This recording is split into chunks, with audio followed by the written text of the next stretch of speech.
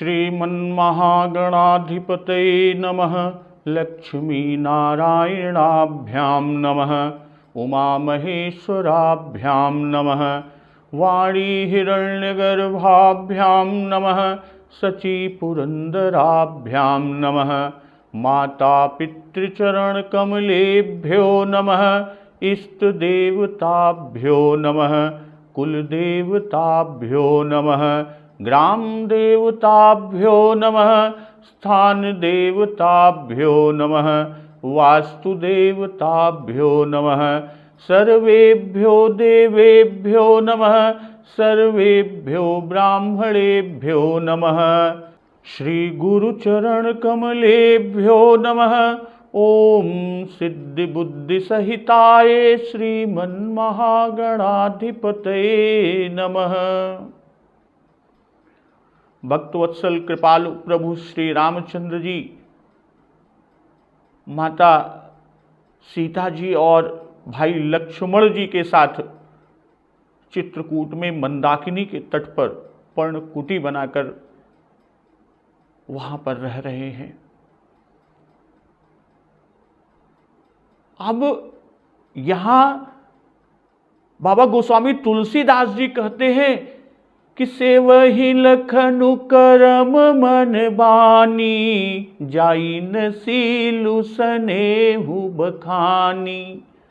कि लक्ष्मण जी मन वचन कर्म से प्रभु श्री रामचंद्र जी की सेवा करते हैं।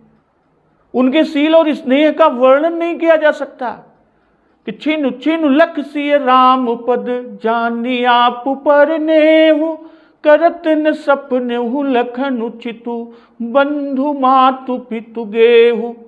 कि क्षण क्षण पर श्री सीताराम जी के चरणों को देखकर और अपने ऊपर उनका स्नेह जानकर लक्ष्मण जी स्वप्न में भी भाइयों को, माता पिता को और घर की याद कभी नहीं करते।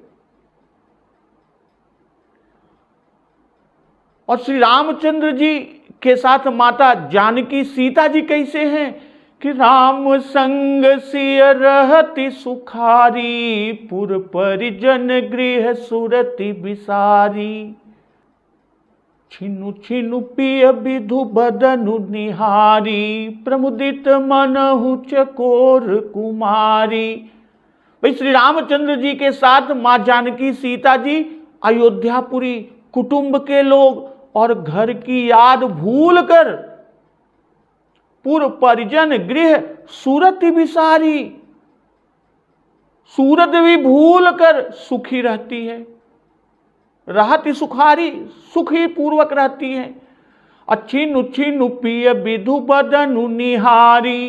क्षण क्षण पर अपने स्वामी पति श्री रामचंद्र जी के प्रमुदित मनहु चकोर कुमारी। जैसे चकोर कुमारी यानी चकोरी चंद्रमा को देखकर प्रसन्न रहती है, वैसे ही मां जानकी प्रभु श्री रामचंद्र जी के चंद्रमा के समान मुख को देखकर परम प्रसन्न रहती है। अनाह नेहु नित बढ़त बिलो की, हर्षित रहती दिवस जिमिको की। भाई स्वामी का प्रेम अपने प्रति नित्य बढ़ता हुआ, यह देखकर श्री सीता जी ऐसी हर्षित रहती है, इस तरह प्रसन्न रहती है जैसे दिन में चकवी प्रसन्न रहती है। असिय मनु राम चरण अनुरागा, अवध सहस सम बनु प्रिय लागा। और माता सीता जी का मन प्रभु श्री राम जी के चरणों में अनुरक्त है। इससे सीता जी को वन हजारों अवध के समान प्रिय लग रहा है। अपरन कुटी प्रिय प्रियतम संगा, प्रिय परिवार कुरंग बिहंगा। सासु ससुर सम मुनितीय मुनिबर, असनु अमीय सम कंद मूल फर। अब यहां पर बाबा गोस्वामी तुलसीदास जी बता रहे हैं कि वह पर्णकुटी जो घास और पत्तों की बनाई हुई है, अपने प्रियतम प्रभु श्री रामचंद्र जी के साथ इस तरह प्यारी लगती है। और प्रिय परिवार कुटुंबी यानी परिवार के लोग कौन लगते हैं? कुरंग विहंगा यानी मृग और पक्षी प्यारे कुटुंबी परिवारी जन के समान लगते हैं। सासु ससुर सम मुनि तिय मुनिबर, असनु अमीय सम कंद मूल फर। भाई मुनियों की स्त्रियां सासू मां के समान और श्रेष्ठ मुनि ससुर जी के समान, और वहां के कंदमूल फल जो उनको आहार मिलता है वह आहार सीता जी को अमृत के समान लगता है। नाथ साथ साथरी सुहाई, मयन सयन सय सम सुखदाई। स्वामी के साथ सुंदर साथरी यानी कुश और पत्तों की सेज सैकड़ों कामदेवों की सेजों के समान सुख देने वाली है। अलोकप हो ही बिलोकत जासु, तेहि की मोहि सक विषय बिलासु। बाबा गोस्वामी तुलसीदास जी बता रहे हैं कि जिनके कृपा पूर्वक देखने मात्र से यानी मां जानकी प्रभु श्री राम जी की वल्लभा, कि उनके देखने मात्र से जीव लोकपाल हो जाते हैं, तो उनको कहीं भोग विलास मोहित कर सकता है? अर्थात कभी नहीं। असुमिरत राम ही तजहि जन, तृण सम विषय बिलास। राम प्रिया जग जननी सिय, कछु न आचर जुतासु। भाई जिन श्री रामचंद्र जी का स्मरण करने से ही भक्तजन तमाम भोग विलास को तिनके के समान त्याग देते हैं, तो उन प्रभु श्री रामचंद्र जी की प्रिय पत्नी उनकी वल्लभा और श्री जानकी जी जो जगत की माता सीता जी के लिए यह भोग विलास का त्याग कुछ भी आश्चर्य नहीं। सामान्य स्त्री के लिए यह त्याग एक आश्चर्य जरूर हो सकता है। तो सिय लखन जेहि विधि सुख लहि, सोई रघुनाथ करहि सोई कहहि। कहीं पुरातन कथा कहानी, सुनहि लखन सिय अति सुख मानी। जब जब राम अवध सुधि करही, तब तब बारी बिलोचन भरही। सुमिरि मातु पितु परिजन भाई, भरत सनेहु सीलु सेवकाई। कृपा सिंधु प्रभु होहि दुखारी, धीरज धरहि कुसमहु बिचारी। लक्ष्य लखनु बिकल होई जाही, जिमि पुरुष ही अनुसर परिछाही। प्रिया बंधु गति लखि रघुनंदनु, धीर कृपाल भगत उर चंदनु। लगे कहन कछु कथा पुनीता, सुनि सुख लहै लखनु हरु सीता। रामु लखन सीता सहित सोहत परन निकेत, जिमि बासव बस अमरपुर सची जयंत समेत।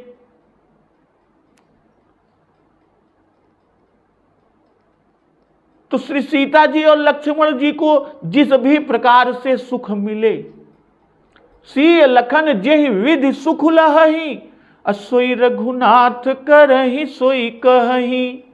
तो श्री रघुनाथ जी भक्त वत्सल कृपालु प्रभु श्री रामचंद्र जी वही करते हैं और वही कहते हैं। और कहीं पुरातन कथा कहानी, सुनहि लखन सिय अति सुख मानी। भगवान प्राचीन कथाएं और कहानियां कह रहे हैं और श्री लक्ष्मण जी और सीता जी अत्यंत सुख मानकर सुखपूर्वक उसको सुनते हैं। जब जब राम अवध सुधि करही, तब तब बारी बिलोचन भरही। जब जब श्री रामचंद्र जी अयोध्या की याद करते हैं, जब भी अयोध्या उन्हें याद आती है, तब तब उनके नेत्रों में जल भर आता है, तब तब बारी बिलोचन भरही। सुमिर मातु पितु परिजन भाई, भरत स्नेहु शील सेवकाई। माता और पिता, कुटुंबी लोग, अब भाइयों, अब विशेषकर भरत के प्रेमशील और सेवा भाव को याद करके, कृपा सिंधु प्रभु हो ही दुखारी, धीरज धर ही कुसमहु विचारी। कृपा के समुद्र प्रभु श्री रामचंद्र जी दुखी हो जाते हैं, किंतु फिर कुछ समय समझ कर कि यह समय उचित नहीं है, धीरज धारण कर लेते हैं कि जब जब राम अवध सुधि करही, तब तब बारी बिलोचन भरही। सुमिरि मातु पितु परिजन भाई, भरत स्नेहु शील सेवकाई। फिर आगे कहते हैं कि कृपा सिंधु प्रभु हो ही दुखारी, धीरज धरहि कुसमहु विचारी। प्रभु, भाई माता पिता कुटुंबी लोग, भाई भरत के प्रेमशील सेवा को याद करके दया के सागर प्रभु श्री रामचंद्र जी दुखी हो जाते हैं। कृपा सिंधु प्रभु हो ही दुखारी, और फिर धीरज धरहि कुसमहु विचारी। कुसमय समझकर धीरज को धारण करते हैं। कुसमय यानी इस समय त्यागी तपस्वी वेश में ऐसा मोह उचित नहीं है। लोग समझेंगे कि राम का राज्य छूट गया और इन्हें राज्य छूटने का शोक है, तो वह कुसमय विचार कर फिर से धीरज धारण करते हैं। और लखसी लखनु विकल हुई जाही, जिमि पुरुष ही अनुसर परिछाही। प्रभु को दुखी देखकर श्री सीता जी लक्ष्मण जी व्याकुल हो जाते हैं। लखसी लखन विकल हो जाई, किसको लगते हैं? प्रभु को, श्री राम जी को दुखी देखकर, दुखी लखकर श्री सीता जी और लक्ष्मण जी भी व्याकुल हो जाते हैं। अजिमि पुरुष ही अनुसर परिछाही, जैसे मनुष्य की परछाई मनुष्य के अनुसार चलती और करती है, वैसे ही प्रभु श्री रामचंद्र जी की परछाई श्री सीता जी और लक्ष्मण जी भी जब प्रभु व्याकुल और दुखी होते हैं तो ये भी दुखी और व्याकुल हो जाते हैं। प्रिया बंधु गति लखि रघुनंदनु, धीर कृपाल भगत उर चंदनु। तो धीर दयालु, भक्तों के हृदय को शीतल करने वाले, चंदन रूप रघुकुल और जीव मात्र को आनंद देने वाले श्री रामचंद्र जी की प्यारी पत्नी, धीर कृपाल भगत उर चंदनु, अप्रिया बंधु गति लखि रघुनंदनु। और लगे कहन कछु कथा पुनीता, सुनि सुख लहई लखनु हरु सीता।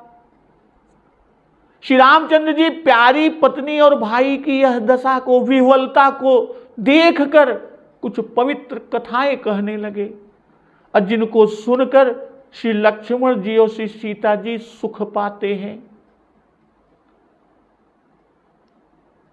तो सिय लखनु जेहि विधि सुख लहई। भाई सीता जी और लक्ष्मण जी जिस भी प्रकार सुख को प्राप्त करें, जिस प्रकार से वो सुखी हो, श्री रघुनाथ जी वही करते हैं। सोई रघुनाथ करहि सोई कहहि, वही करते हैं और वही कहते हैं। तो यहां बाबा गोस्वामी तुलसीदास जी करहि और कहहि दो क्रियाओं को प्रभु के उसमें दिया। एक करहि तो करहि सीता जी के लिए, और कहहि ये लक्ष्मण जी के लिए। श्री सीता जी जगत जननी है, जगत की उत्पत्ति करती हैं।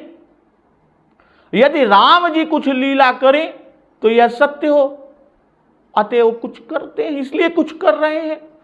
और इसी प्रकार लक्ष्मण जी के लिए कुछ कहते हैं, सीता जी के लिए करते हैं, करहि और कहहि लक्ष्मण जी के लिए।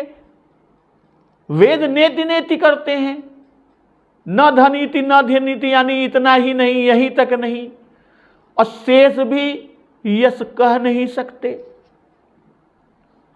तो ये कोई भी प्रभु को नहीं बता सकते,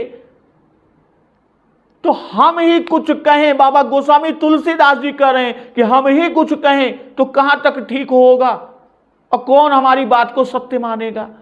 ऐसा शेषावतार लक्ष्मण जी सोचते हैं, इसलिए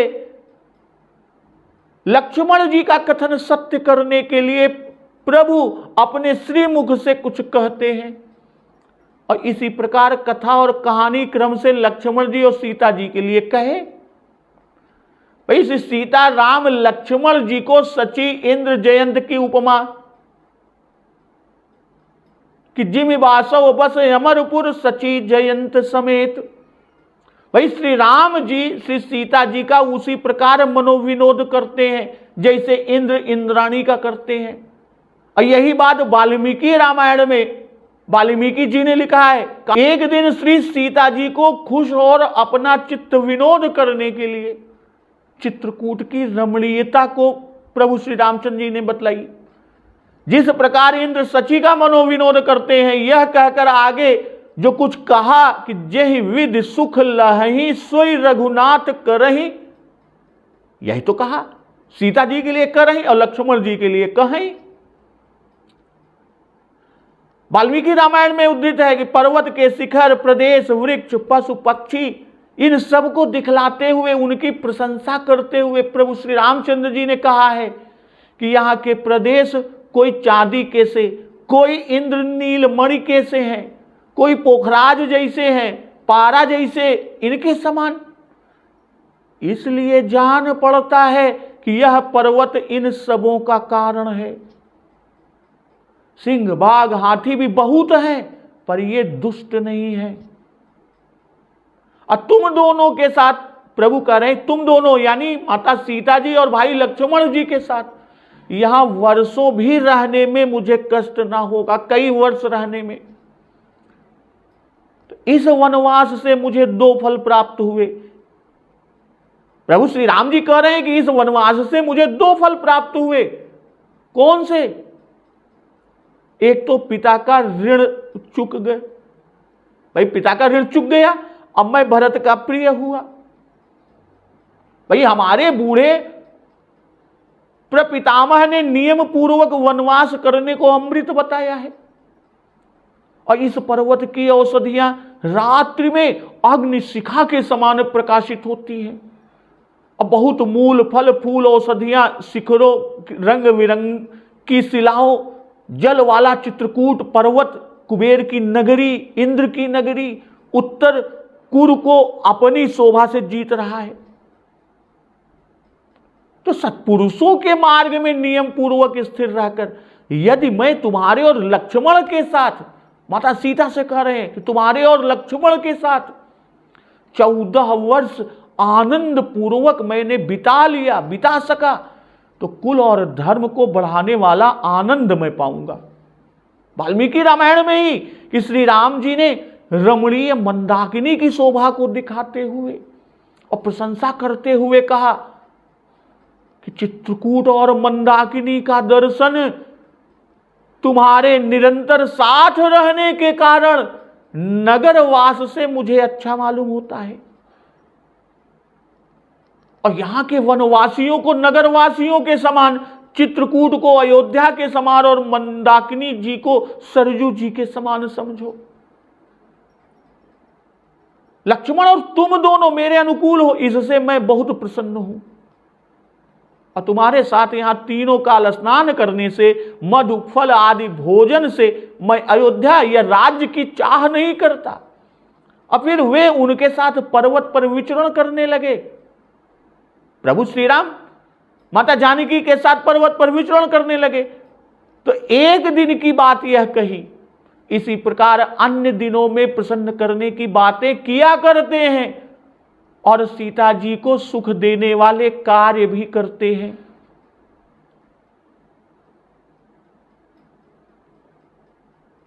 असुनहि लखन सिय अति सुख मानी, भाई इनको रूप प्राप्त है तो भी कथा प्रिय है, यह उपदेश है। भाई जब जब राम अवध सुधि करही, तब तब बारी बिलोचन भरही। पूर्वासी तमसा से लौट रहे हैं और उनकी क्या दशा है कि रथ कर खोज कतहु नहीं पावही, राम राम कही चहु दिस धावही। मनहु बारी निध बूढ़ जहाजू, भयउ बिकल बड़ बनिक समाजू। भाई अवध भर की ऐसी दशा हो रही है, यह सोचते हैं तब प्रभु की आंखों से आंसू निकल पड़ते हैं। भाई भक्तों के लिए प्रभु सत्य ही दुख उठाया करते हैं कि ये यथा माम प्रपद्यन्ते तांस तथैव भजाम में हम गीता में उल्लेख है। और कहते हैं सुमिर मातु पितु परिजन भाई, भरत स्नेहु शीलु सेवकाई। भाई माता कौशल्या की क्या दशा होगी, वह कैसे वियोग को सह सकेंगी। पिताजी वृद्ध हैं, पिता महाराज तो वृद्ध हैं, कोई पास में भी नहीं है, अब वियोग से वे मरण प्राय हो रहे हैं। परिजन परिवार सभी शोक में डूबे होंगे। भरत जी भी घर में नहीं है, हम में उनका बड़ा प्रेम है, अब वे भी वन गमन सुनकर दुखी होंगे, कहीं वे भी वनवासी न हो जाएं। तो कृपा सिंधु प्रभु हो ही दुखारी। प्रभु अर्थात समर्थ है फिर भी दुखी होते हैं, क्योंकि आप कृपा सिंधु हैं।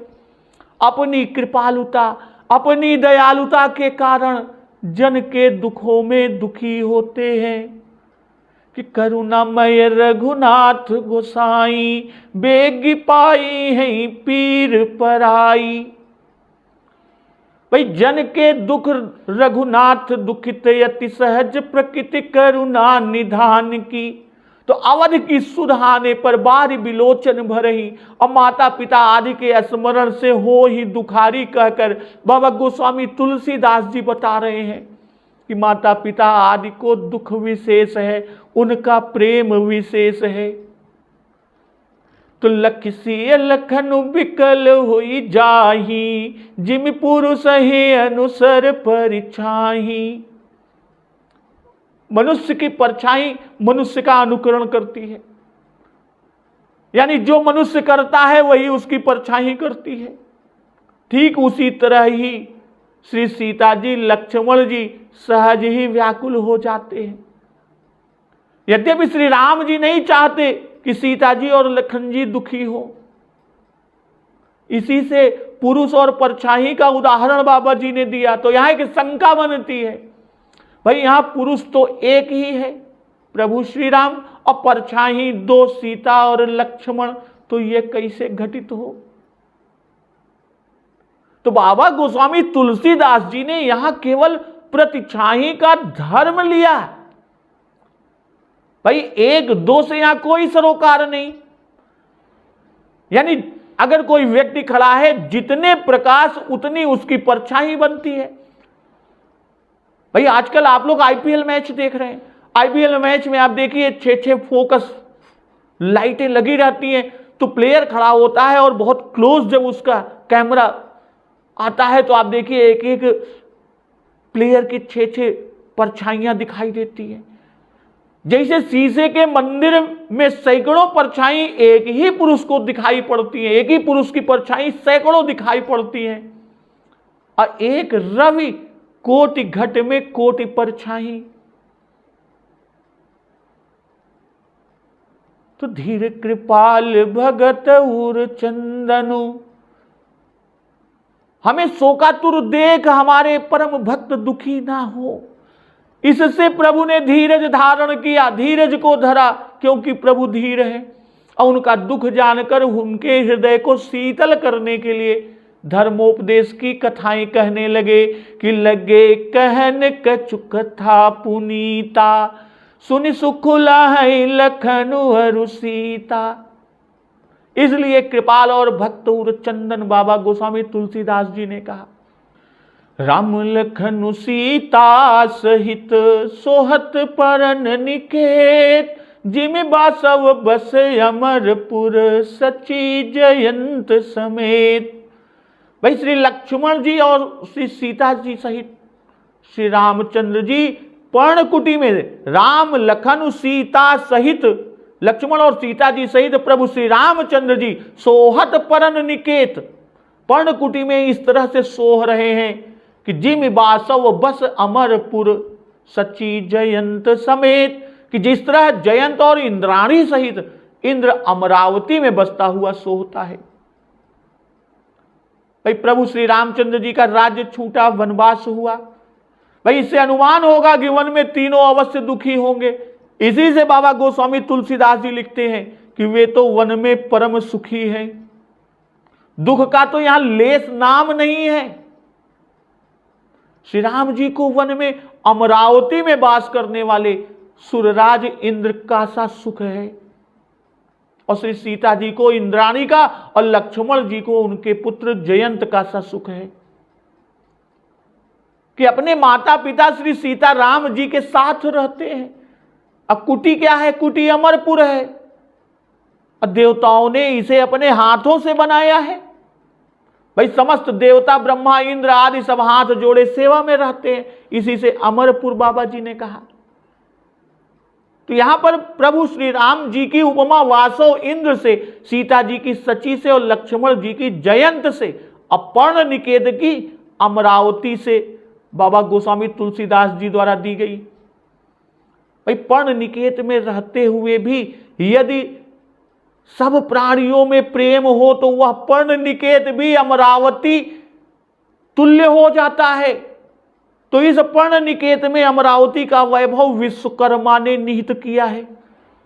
देखने में तो यह पर्ण निकेत है, पर अमरावती सा सुखद है कि विभव भेद यह काहू न जाना, सकल जनक कर कर ही बखाना।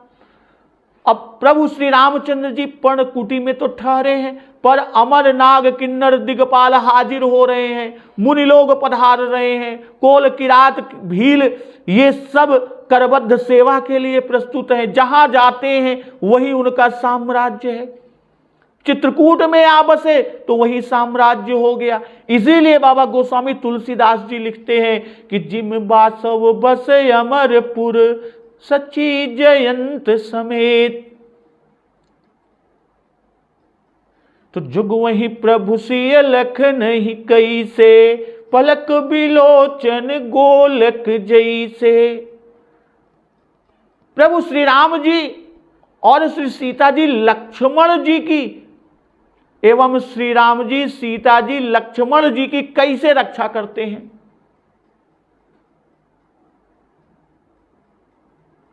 किस तरह कि पलक बिलोचन गोलक जैसे, इस तरह संभाल कर रखते हैं जैसे नेत्रों के पलक गोलक की रक्षा करते हैं। असे वही लखनु सिय रघुबीर ही, जिम अविवेकी पुरुष शरीर ही। और श्री लक्ष्मण जी श्री सीता जी और रघुवीर श्री राम जी की एवं लक्ष्मण सीता जी रघुवीर की इस तरह सेवा करते हैं। किस तरह कि जिम अविवेकी पुरुष शरीर ही। भाई लक्ष्मण जी सीता जी और श्री रामचंद्र जी की, लक्ष्मण और सीता जी श्री रामचंद्र जी की सेवा करते हैं। कैसे करते हैं? जैसे अज्ञानी मनुष्य शरीर की करते हैं, यानी जो ज्ञानहीन अज्ञानी पुरुष है अपनी शरीर की सेवा करता है। तो एहि विधि प्रभु बन बसहि सुखारी, खग मृग सुर तापस हितकारी। तो इस तरह पशु पक्षी देवता और तपस्वी के हितकारी प्रभु वन में सुखपूर्वक वास कर रहे हैं। पशु पक्षी छवि देख मग्न, तपस्वी स्वतंत्रता से साधन करते और देवता यज्ञ भाग पाकर सुखी हुए।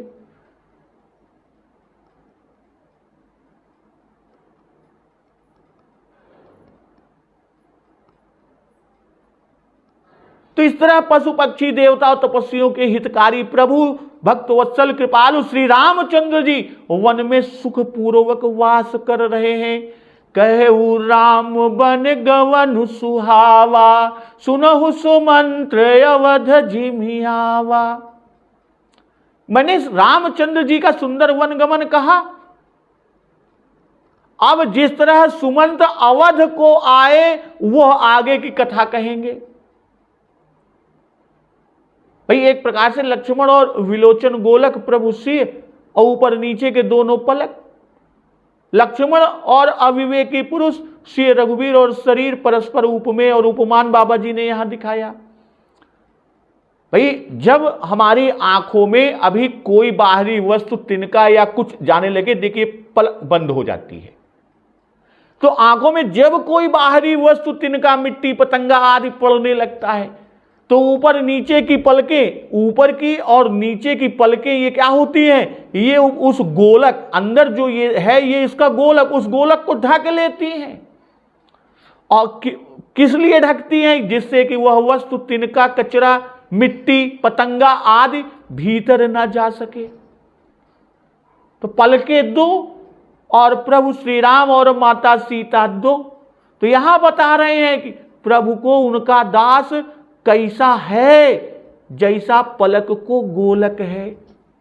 यानी प्रभु श्री राम और माता सीता जी अपने उस दास भक्त की किस तरह रक्षा करते हैं, जैसे दोनों पलकें अपने गोलक की रक्षा करती हैं।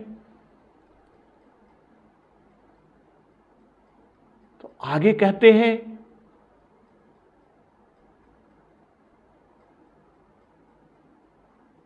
कि से वही लखनु सिय रघुबीरहि, जिमे अविवेकी पुरुष शरीरहि। अविवेकी पुरुष शरीरहि, भाई मोह में लिप्त अज्ञानी को आत्मा की विस्मृति होने से वह अपने शरीर को ही आत्मा मानकर इसी की खूब सेवा करता है, दिन रात उसी के लालन पालन में लगा रहता है। क्रीम पाउडर स्नो हॉर्लिक्स आदि उसी के लालन पालन में। तो वैसे ही श्री लक्ष्मण जी श्री सीताराम जी की सेवा में दिन रात लगे रहने से में ही सुख मानते हैं। भाई सेवा में अपने तन की सुध बुध लक्ष्मण जी को नहीं रह गई। कहने का भाव यहां पर कि जो शरीर को सेते हैं वे आत्मा को भूले हैं, और जो आत्मा को सेते हैं उनको शरीर की खबर नहीं रहती। तो यही विधि यानी जिमि वासव बस अमरपुर सची जयंत समेत, इस तरह कहु राम बन गवन सुहावा, असुनहु सुमंत्र अवध जिमियावा। भाई प्रारंभ में मंगलाचरण में न ममले वनवास दुखतः कहा, और फिर यहां कि वन गवन सुहावा। कहने का भाव कि वनवास दुखदाई है, पर यह दुख प्रभु के मुखाम्बुज श्री को मलिन न कर सका। क्यों? क्योंकि प्रभु तो आनंद घन है।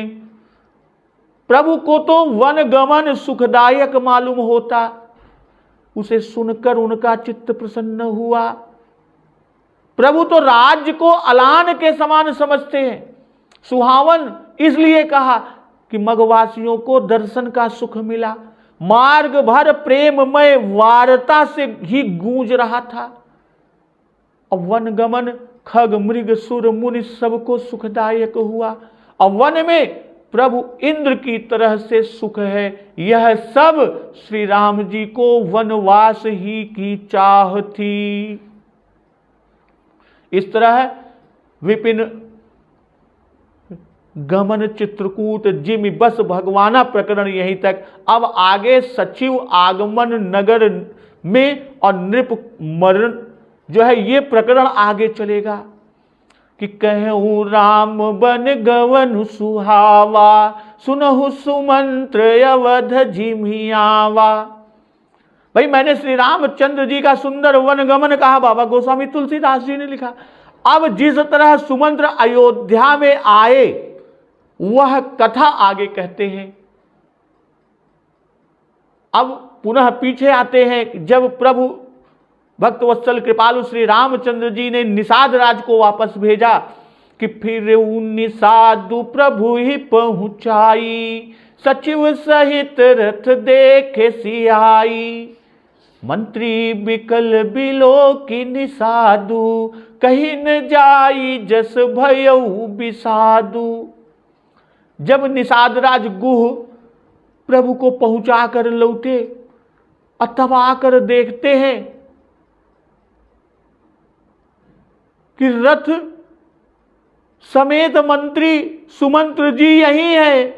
रथ को मंत्री समेत यहीं पर देखा।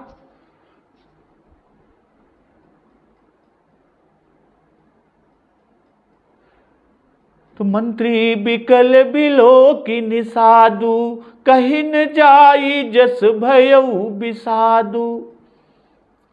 अब मंत्री को व्याकुल देखकर निषाद राज गुह को जैसा दुख हुआ वह कहा नहीं जा सकता, उसका वर्णन नहीं किया जा सकता, वो अकथनीय अवर्णनीय है। राम राम सिय लखन पुकारी, पर उधर नितल व्याकुल भारी।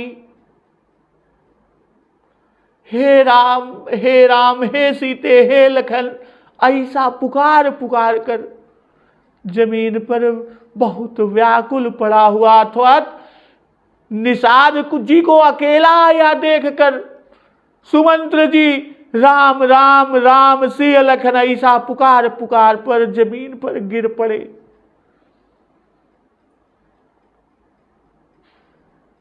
देखी दक्षिण दिशि है यही नाही, जनु बिनु पंख बिह गय कुलाही।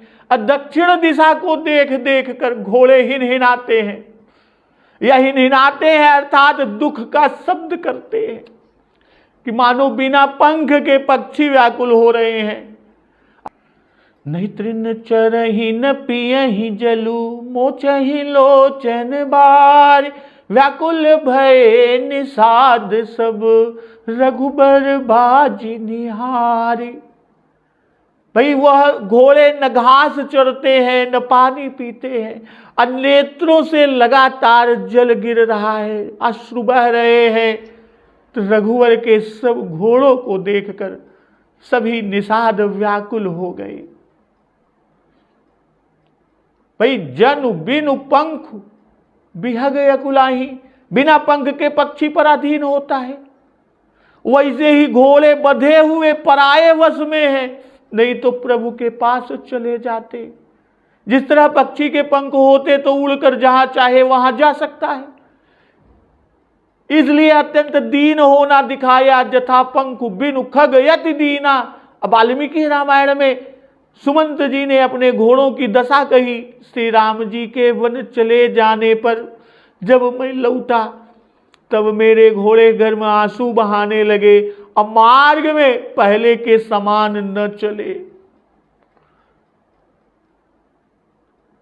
तो फिर निषादु प्रभु ही पहुँचाई, सचिव सहित रथ देखे सियाई। भाई सुमंत जी कई दिन तक गंगा जी के तट पर ही पड़े, वहीं पड़े रहे। और जब निषाद राज जी लौटे तो निषाद राज जी के लौटने पर फिर वहीं मिले। भाई एक तो शोक से व्याकुल थे, दूसरे घोड़े भी न चलते थे, और तीसरे यह आशा लगी रही कि श्री राम जी मुझे साथ चलने के लिए कदाचित बुला ले, संदेशा दे दे। वाल्मीकि रामायण में और प्रभु श्री रामचंद्र जी सुमंत को विदा करके गंगा पार गए और उस दिन वृक्ष के नीचे निवास हुआ। दूसरे दिन भरद्वाज जी के आश्रम में ठहरे। तीसरे दिन यमुना उतरकर सरकार ने निषाद राज जी को विदा किया। प्रभु श्री रामचंद्र जी ने निषाद राज गुह को विदा किया। चौथे दिन निषाद राज जी घर लौटे, तब तक सुमंत जी ठहरे रहे। चक्रवर्ती जी ने कहा था कि जब सिंह कानन देख डराई, कहो मोर सिख अवसर पाई। किंतु सुमंत जी वह अवसर पाए ही नहीं, सुमंत जी को मिला ही नहीं वह अवसर। तो बरबस राम सुमंत पठाए। इसलिए इस कार्य का भार अब सुमंत जी ने निषाद राज को दे दिया, उनके ऊपर जिम्मेदारी दे दिया कि तुम इनके संग वन में जाओ। सीता जी कह तो सब रही है, पर अभी इन्होंने घोर वन तो देखा नहीं है, देखने पर अवश्य डर जाएगी। तब तुम कह सुनकर सीता जी को लौटा लाना। इसी बात की प्रतीक्षा में सुमंत जी अयोध्या नहीं लौटे और निषाद जी के आश्रम में ही 4 दिन ठहरे रह गए। जब निषाद राज लौटे और सीता जी को नहीं देखा, तब अत्यंत विकल हो गए और निषाद राज जी के लौटने पर विकल हुए और बची खुची आशा पर भी पानी फिर गया।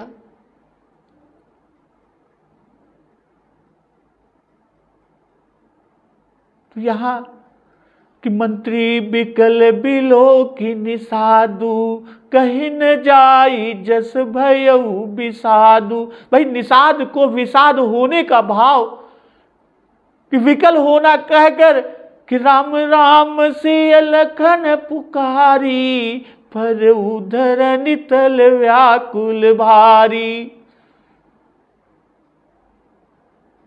से व्याकुल दशा को बतलाया कि निषाद को अकेले आया देखकर सुमंत जी हा राम हा सीता हा लक्ष्मण पुकारते हुए अब बिल्कुल व्याकुल होकर धरती पर गिर पड़े। और देखी दखिनी दिश है यही नाही, जनु बिनु पंख बिहग कुलाही। दक्षिण दिशा की ओर देखकर घोड़े व्याकुल हो रहे हैं, हिनहिना रहे हैं, क्योंकि इसी दिशा में प्रभु श्री रामचंद्र जी गए हैं। अथवा धर्मराज का निवास दक्षिण में है, इसलिए उधर देखकर मानो उनसे अपनी मृत्यु मांग रहे हैं। अय्या देखते हैं कि हमारे प्राण प्यारे हमारी दशा देखकर आ तो नहीं रहे, हमारे प्राण प्यारे कहां चले गए। अब आगे कि धीरज धरकर निषाद राज जी सुमंत्र जी को किस तरह समझाते हैं और किस तरह उन्हें अयोध्या के लिए विदा करते हैं, इस प्रसंग का श्रवण अमृत रसपान हम लोग अगले दिवस की कथा में करेंगे। तो एक बार जोर से बोलिए सियावर रामचंद्र की जय, पवन सुत हनुमान की जय। जगत जननी मां जगदम्बा की जय, गुरुदेव भगवान की जय। उमापति महादेव की जय। जय श्री राम।